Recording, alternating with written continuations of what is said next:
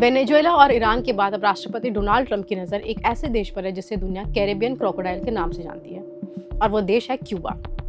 White house में जारी Trump के हालिया बयान के मुताबिक उन्होंने साफ कह दिया है कि उन्हें अपने इस जीवन में क्यूबा पर कब्जा करने का सम्मान जरूर हासिल होगा। ट्रंप का यह बयान महज एक धमकी नहीं है, क्योंकि क्यूबा की घेराबंदी करने के लिए उनका क्यूबा प्लान पिछले 2 महीनों से ही सक्रिय हो चुका है। ट्रंप की इस रणनीति का सबसे बड़ा शिकार क्यूबा की बिजली और तेल सप्लाई बनी है। आधिकारिक आंकड़ों के अनुसार क्यूबा अपनी जरूरत का 50% कच्चा तेल वेनेजुएला से लेता था, लेकिन जब से अमेरिका ने वेनेजुएला के पूर्व राष्ट्रपति निकोलस मदुरो को पकड़ा और वहां नियंत्रण किया, तब से क्यूबा को होने वाली तेल की सप्लाई पूरी तरह ठप हो गई है। इसका नतीजा यह है कि आज क्यूबा में बिजली का ग्रिड फेल हो चुका है और वहां के शहरों में रोजाना 10 से 12 घंटे का ब्लैकआउट हो रहा है। ट्रंप ने तो यहाँ तक चेतावनी दी है कि जो भी देश क्यूबा को तेल देगा, अमेरिका उस पर भारी टैरिफ लगा देगा। अब सवाल यह है कि ट्रंप आखिर क्यूबा के पीछे क्यों पड़ा है। इसकी 3 सबसे बड़ी वजह है। पहली वजह है भौगोलिक दूरी।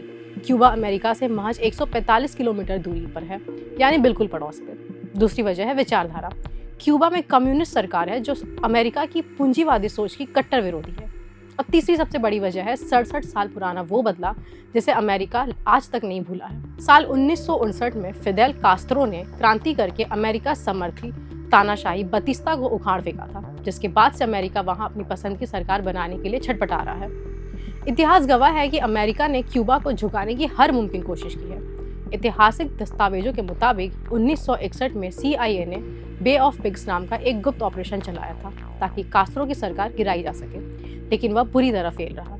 इसके बाद 1962 में मिसाइल संकट पैदा हुआ, जब सोवियत संघ ने क्यूबा में अपनी परमाणु मिसाइलें तैनात कर दी थी, जिससे पूरी दुनिया तीसरे विश्व युद्ध की कगार पर पहुंच गई थी। हालांकि बाद में सोवियत संघ ने मिसाइलें हटा ली और अमेरिका ने वादा किया कि वह क्यूबा पर हमला नहीं करेगा, लेकिन पाबंदियां कभी खत्म नहीं हुई। क्यूबा के क्रांति के 2 सबसे बड़े नायक फिदेल कास्त्रो और चे गवेरा भारत के भी बहुत गहरे दोस्त रहे हैं। आधिकारिक रिपोर्ट बताते हैं कि फिदेल कास्त्रो कई बार भारत आए हैं और पूर्व प्रधानमंत्री इंदिरा गांधी के साथ उनके बहुत अच्छे संबंध थे। वहीं चे गवेरा ने 1968 में भारत का दौरा किया था।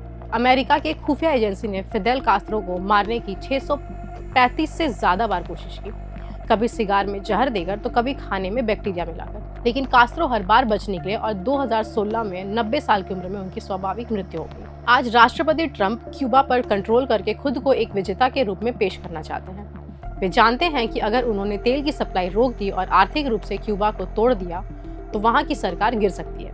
लेकिन क्यूबा का इतिहास संघर्षों का रहा है। चे गवेरा जैसे क्रांतिकारी, जिन्हें अमेरिका ने मरवा कर उनके हाथ तक कटवा दिए ताकि पहचान हो सके, आज भी क्यूबा के लोगों के लिए प्रेरणा है।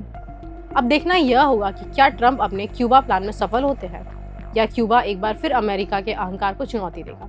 मिडिल ईस्ट की आग अभी बुझी नहीं है और ट्रंप ने कैरेबियन सागर में एक नया मोर्चा खोल दिया है। वैसे इस पर आपकी क्या राय है, कमेंट में हमें जरूर बताएं और देखते रहे प्रभात खबर। मेरा नाम है खुशहाली। प्रभातखबर.com, विश्वास वही, रफ्तार नहीं।